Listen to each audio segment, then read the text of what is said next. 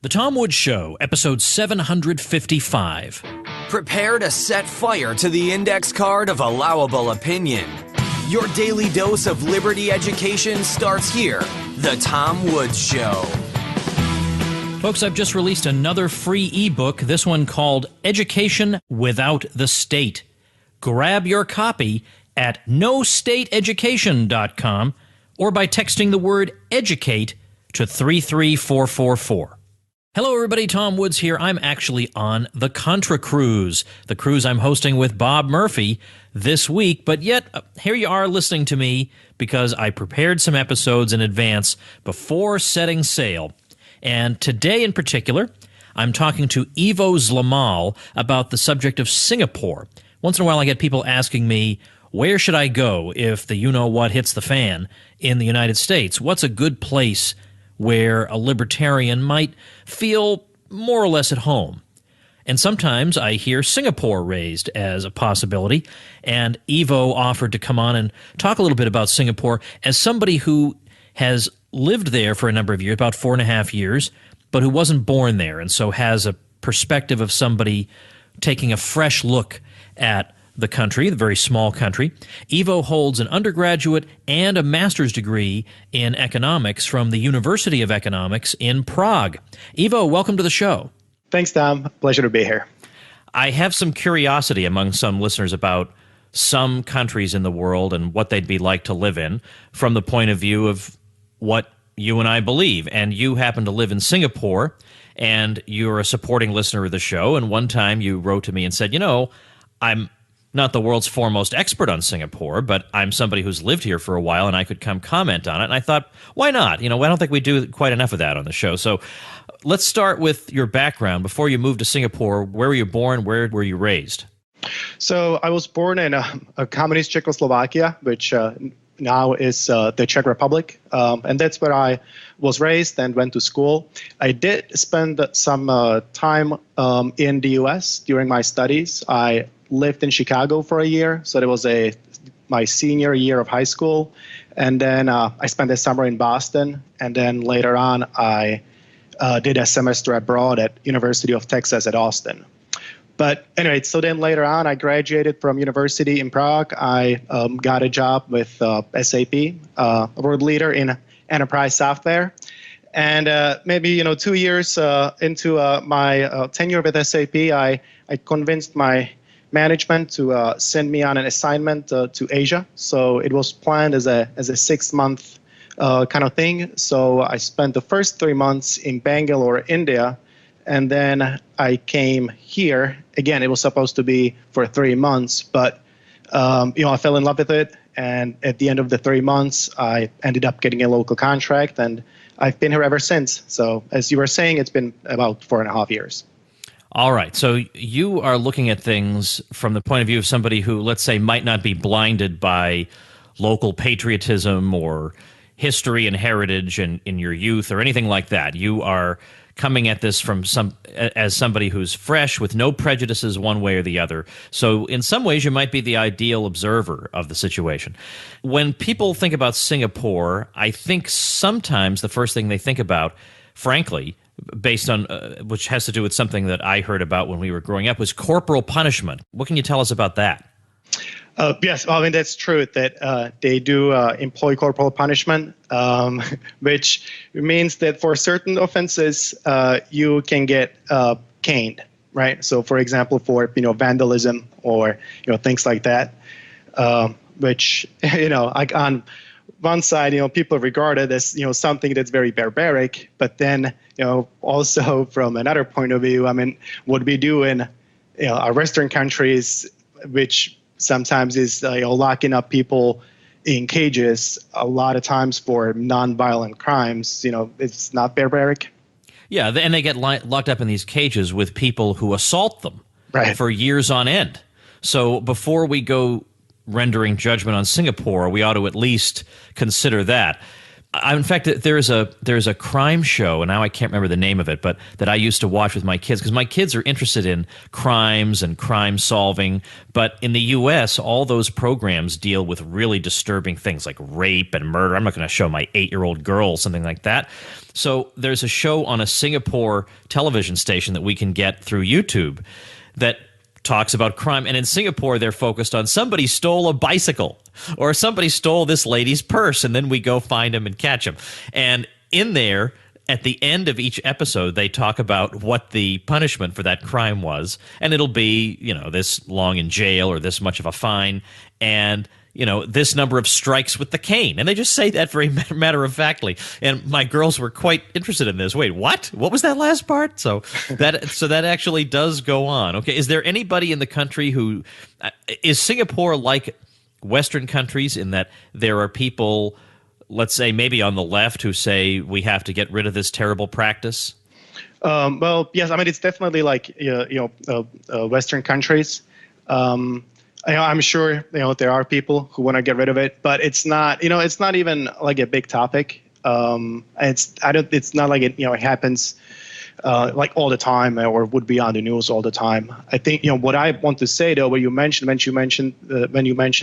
those petty crimes, is that Singapore is very safe, which is a big selling point. So what that means is that you can just feel safe on the streets anywhere at any given hour. And again, I'm not saying that there is zero crime, but again, I mean, it just feels very different from hanging out let's say downtown Chicago.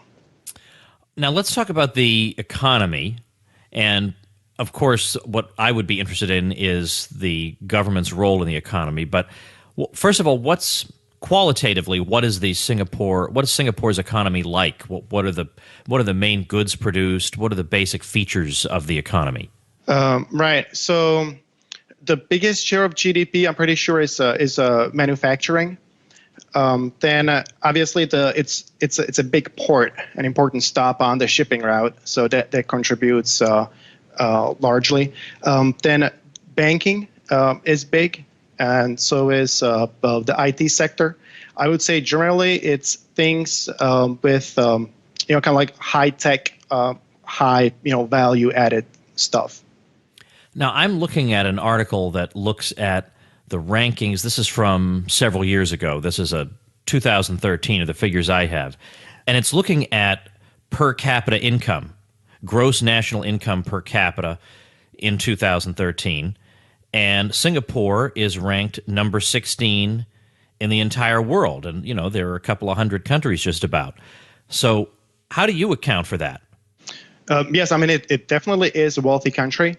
When you look at the statistics, though, I think one thing you have to keep in mind is that you're comparing a city really to a country, right? So if you want to compare the GDP per capita of Singapore to the U.S., for example, it's probably not a fair comparison. What would be a better comparison would be to compare the GDP of Singapore to that of New York City or San Francisco or L.A.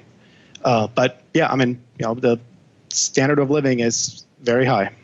So the population is small.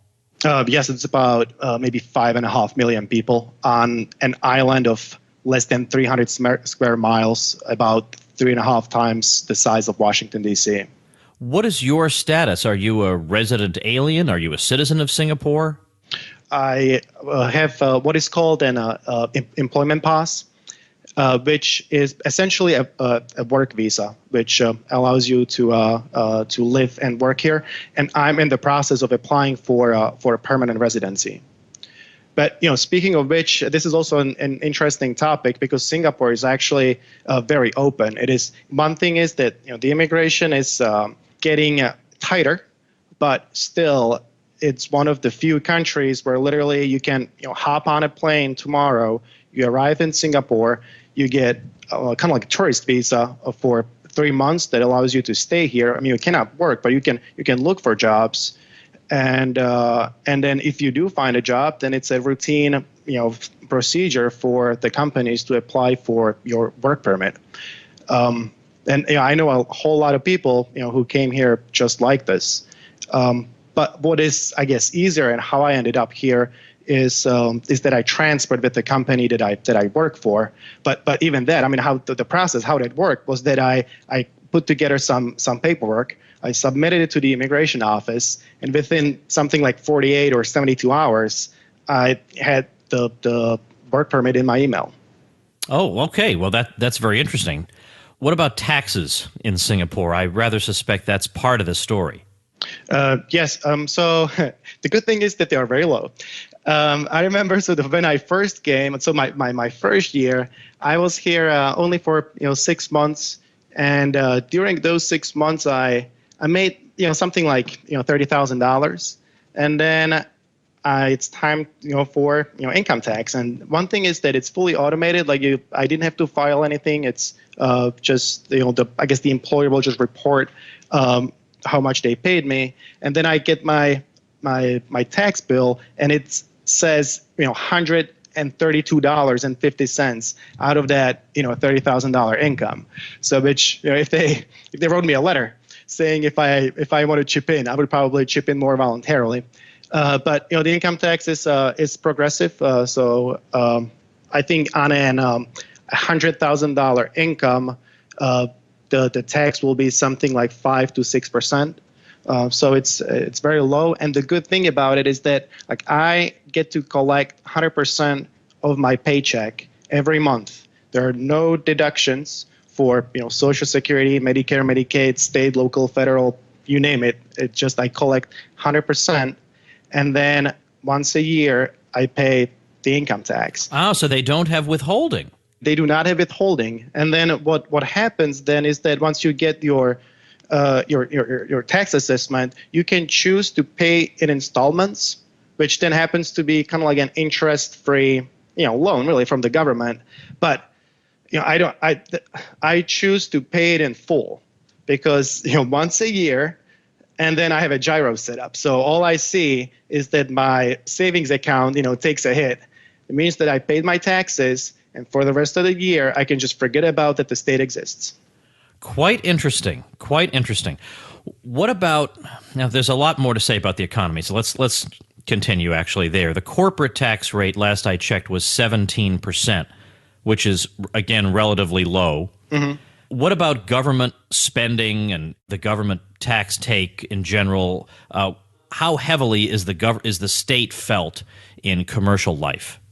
I mean, not so much. So, I mean, when it comes to the taxes, I mean, we talked about the income tax, and then there is, like a sales tax of 7%, and I'm sure there's excise taxes on alcohol, tobacco, gas, but like it is a free economy. It ranks number 2 on the index of economic freedom. Like on your daily life, I mean, it's hard to it kind of like feels like that you get to see what life is without too much presence of the government. I mean, every time I come back from visiting Europe, it feels like I fast forward a couple of decades into the future, hoping that this is what life is going to be like in other parts of the world as well. I have in front of me some relevant statistics that I think are interesting. The burden of government spending is very small. This is Dan Mitchell talking, averaging less than 20% of economic output since 1990. The one-time government spending climbed significantly above 20% of GDP during the Asian financial crisis. The government then did a remarkable job of implementing the golden rule of spending restraint. Singapore's fiscal discipline between 1998 and 2003 was particularly impressive, as spending was cut by an average of 9% each year. And these were real cuts, not the make-believe cuts we have in the U.S. Right. And then he says, but the statistic that matters most is that the burden of government spending dropped to 12% of GDP by 2007, a reduction of nearly 16 percentage points. So and then it says government spending in Singapore has, since 2007, slowly climbed back to about 18% of economic output, but that's still quite good by modern standards. So that seems relevant to what we're talking about.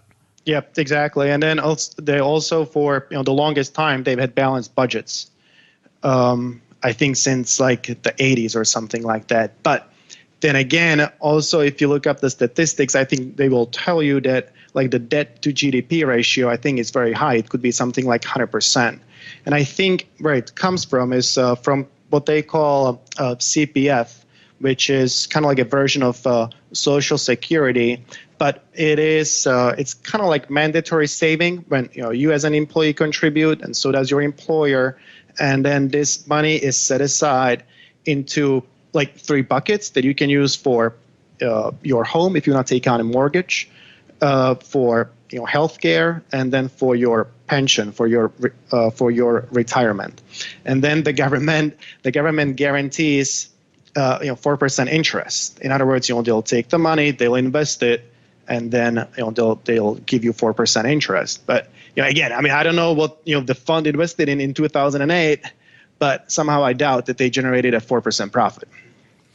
Let me ask you about languages. There are 4 languages, one of which is English, that are officially recognized by the government in Singapore. I assume English is the only one of those 4 languages you speak. Am I right? Well, yes, you're right, but I do not speak any of those other languages that are spoken here.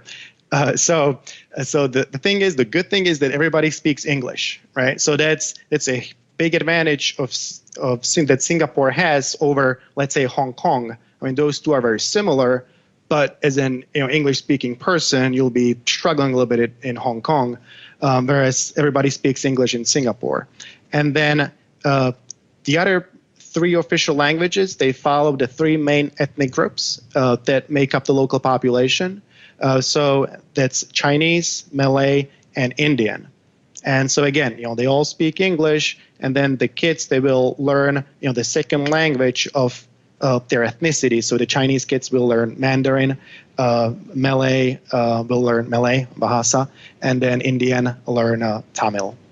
So, I mean, I ask that because I know there are people out there who are thinking about where they might want to live someday, and the language barrier is obviously the first barrier somebody thinks of. So to know that that's not such a problem in Singapore is quite interesting. Now, I personally, for what my opinion is worth, I personally just can't imagine myself ever living in any other country. I would just be homesick. I'm very much of a homebody. I gripe and complain about the state, but that doesn't mean I don't like the place. I really do feel completely attached to the U.S. I could never imagine uprooting myself. It would seem wrong. I don't belong anywhere else. I belong here.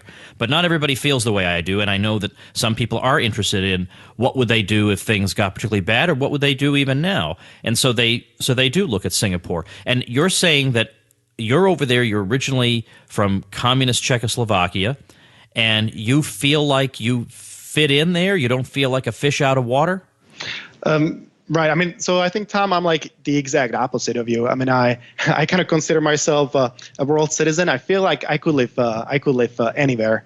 I mean, the first thing, I mean, yes, it's true. I was born in communist Czechoslovakia, but then again, it was in '84. The regime fell 6 years later, so I do not really remember much from that period of time. But then when I lived in Chicago for a year when I was 17, I was like, yeah, well, I could live in Chicago. And then 5 years later, when I was in Austin, I was like, Austin, I mean, what a great place. I could live in Austin. So, right now I'm in Singapore. I'm happy here. And again, I'm trying to get my permanent residence, but that doesn't necessarily mean that I'm going to spend the rest of my life here.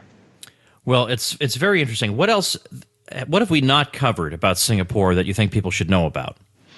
Okay, so I think we talked about, so from a libertarian perspective, Singapore scores really well on the economic freedom.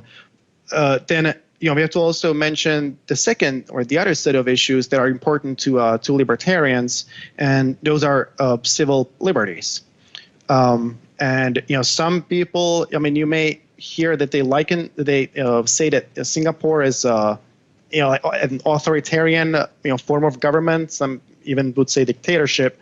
I think largely that's based on the fact that the party that is currently in power, the PAP, People's Action Party, has been in power ever since Singapore gained its independence in 1965. But then again, I mean, I think it's one of the two parties. I think it's the Democrats in the city of Chicago. They've been in power even longer. So would you then jump to the conclusion that there is no democracy in in Chicago, it's just no, people vote for the same party.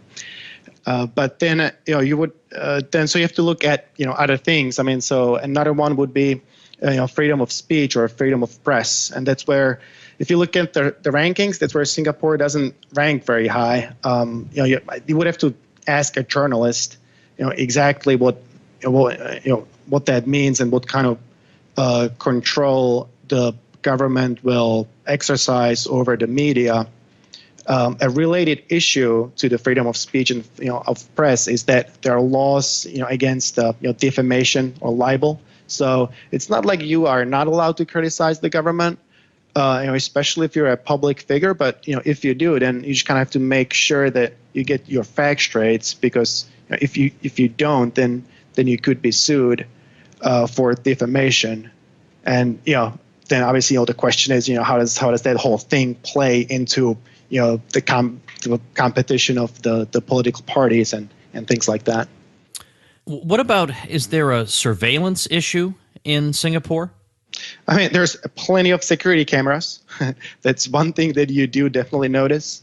But if you talk about like NSA style of surveillance, then honestly, I do not know. Okay, all right.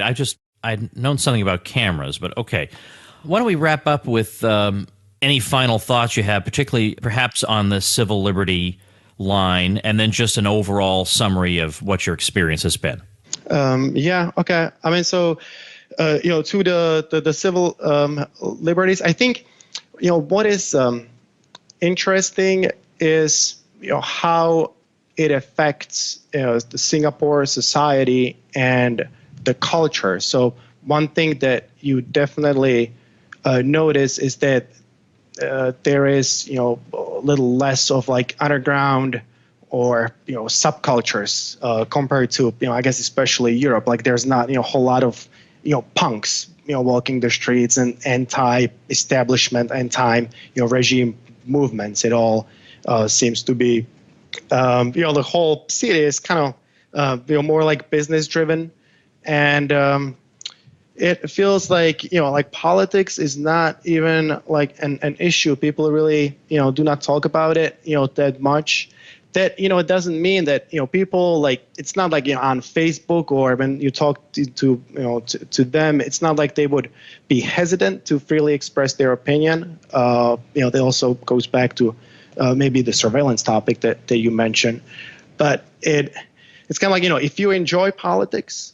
And if you enjoy the whole thing, the political parties and the debates and the promises that they make and the leaders and all that, if you want to be engaged, then you'll probably not be happy in Singapore. If you just kind of want to maybe forget about all that and just kind of live in an economically free country where you do not have to deal with the government failures. And you can just kind of forget that the whole thing exists, and just go about your happy life. Then you would you'll probably like Singapore. All right. Well, I appreciate your time today. This is a topic I knew only 3 facts about. So, with the experience of somebody who's lived there for a number of years, you definitely have helped us out and given us the beginnings of a picture of this place, and people can make their decisions from there. Thanks so much. Well, thank you, Tom. Thanks for having me on. All right. Check out tomwoods.com/755. There I'll have Ivo Zlamal's Twitter, so you can follow him and tell him what a great job he did. He's at Ivo Zlamal. That's IVOZLAMAL. He is actually a member of my supporting listeners group. We have built up quite a nice community over there. We have a private Facebook group, but also many, many, many goodies. Remember in the old days, you used to get an umbrella if you supported PBS? Well, I got like the equivalent of 8 million umbrellas, except more practical in terms of all the goodies you get if you support this show. So consider joining our little community over at supportinglisteners.com. Tomorrow we're going to be talking about Margaret Thatcher. What is the real truth about the tenure of Margaret Thatcher? Well, we're going to talk to a Brit about that subject tomorrow. See you then. Become a smarter libertarian in just 30 minutes a day. Visit TomWoods.com to subscribe to the show for free, and we'll see you next time.